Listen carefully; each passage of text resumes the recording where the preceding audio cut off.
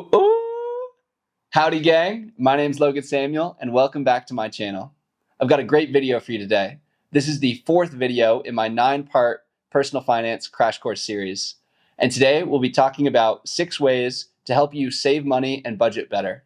Now, would you like to save over $3,000 per year more than what you currently save? Or would you like to spend over $1,000 on clothes per year and feel great about it? Or would you like to save over 3% on everything you spend money on? If yes to any of those things, then this is the perfect video for you. Today we'll be talking about 6 clear and explicit tips on how you can save more and stick to your budget better. All right, let's get into it.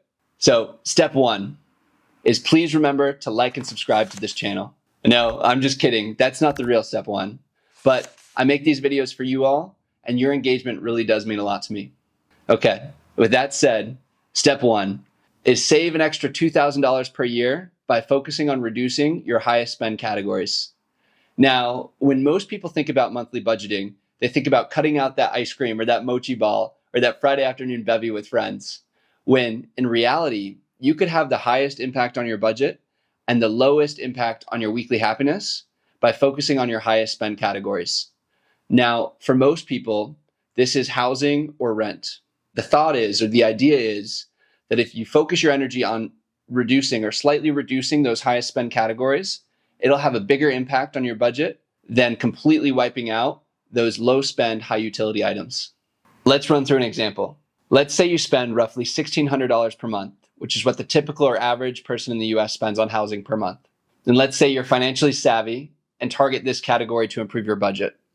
Let's say, so if you have roommates, you can either move into a smaller room, or if you live alone, you can find a slightly cheaper apartment. And let's say in doing so, you're able to save roughly 10% per month, which equates to a total monthly savings of roughly $160. Now let's compare that to your less financially savvy friend. They decide to increase their savings by cutting out their weekly Friday night dinner with friends. Let's say they save roughly $25 per week or $100 per month. Comparing you and your friend, you were able to save $160 per month and still got to hang out with your friends on Friday night. While your friend, on the other hand, only saved $100 per month, and now he's sad and lonely on Friday nights. Adding this up over the course of the year, your savings increased by roughly $2,000 and over $700 more than your friend. So the moral of the story here is when you're trying to increase your savings, focus on reducing your biggest spend categories in your budget. Step 2. Now, this is something that I've been doing for the past 4 years, and it's made me feel a lot better about the money that I'm spending on clothing.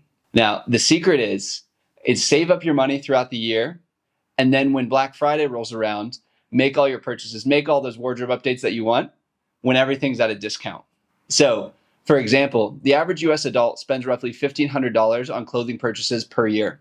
Let's assume they buy everything on Black Friday, and they save roughly 25% on everything that they buy. This equates to roughly a $375 savings on the clothes that they would have bought anyway. I've been doing this for the past 4 years, and it's really helped me with 2 things. 1, it's made me feel better about the clothes that I buy, that extra pair of white shoes per year, the denim jacket, the cowboy hat, you name it. And also, it's limited my purchases to only the things that I really want, only the things that I'll actually wear. Step 3. Now, this is something that I've been doing since I turned 18 years old, and that's use credit cards and cashback rewards to maximize the amount of cash back that you can get per year. Now, 2 caveats to this. 1, don't spend more than you have. Don't get into credit card debt over trying to get cashback rewards. And 2, don't overspend or only spend the money that you would have spent in the first place. Don't fall into the trap of maximizing points. Savings are worth way more than points. Now, looking at the numbers, the average US household spends roughly $60,000 per year. Assuming that they can get a no annual fee 1% cashback card, that adds up to roughly $600 in additional savings per year. Tip number 4. Now, this tip is focused on monitoring and staying motivated to stick with your budget. The tip is to use a zero-based budgeting app to help you automatically track expenses and monitor or visually monitor the health of your budget. Now, zero-based is important because it ensures 2 things. 1, you don't spend more money than you have. And 2, every dollar you earn is put toward a task, whether that's toward an expense or toward your savings and financial freedom goals. Now, the app that I use is called YNAB. I absolutely love it. I've used it for 4 years, and I'll have a link or a referral link down below that if you click on it and sign up, then we'll each get a month free of YNAB, which would be great. But if you don't want to pay, I'm sure there are a number of other apps out there that'll get the job done. Just make sure they're zero-based budgeting apps. Tip number 5. This is another tip to help you stay motivated on your journey to financial freedom. This tip is focused on tracking your net worth growth and making sure you celebrate the milestones and the small victories along the way. For me, to help me do this, I use an app called Personal Capital Dashboard. Now, this is an app I've been using for years, and I think it's fantastic. It's a one-stop shop that combines all your different investment accounts into one single dashboard. It also helps you compare against the S&P 500 or other market indices. Again, this is an app that I've used for a long time, and I'll have a referral link down below. And if you sign up using my referral link, we'll each get $20, which would be great. Help us on our way to financial freedom. But the moral of the story with tip number 5 is make sure to track your progress and celebrate the small victories along the way. Tip number 6. Now, this tip is very important. And the tip is to roll with the punches, or don't be afraid to break your budget sometimes.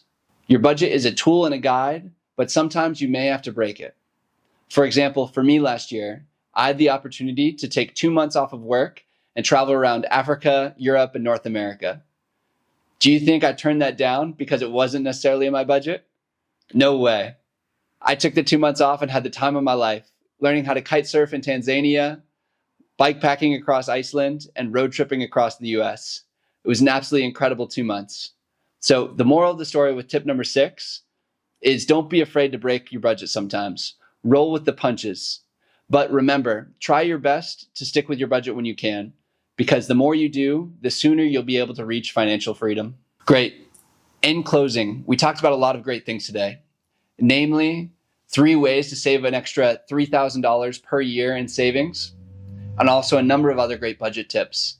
Running through the tips really quickly, we had tip number 1. When trying to increase savings, focus on reducing your largest spend categories. Tip number 2, when making big purchases, take advantage of the discounts on Black Friday. Tip number 3, take advantage of cashback rewards credit cards where possible. Tip number 4, monitor your budget, particularly using zero-based budgeting apps. Tip number 5, track your net worth progress and celebrate those little milestones along the way. And lastly, tip number 6, roll with the punches and be okay breaking your budget sometimes when you have to. Thank you again. If you made it this far, thank you for watching. If you enjoyed the video, please like, comment, subscribe. It means a lot to me. I make these videos for you all, and I really appreciate your engagement. It also helps out a ton with the YouTube algorithm. So thank you again. And one last thing is I'm trying to learn as much as I can from you all. So if you have tips, comments, advice, whatever, please post it in the comment section. I'll be replying to every single comment posted on this video. Thank you again. Much love. Adios. Have a great day.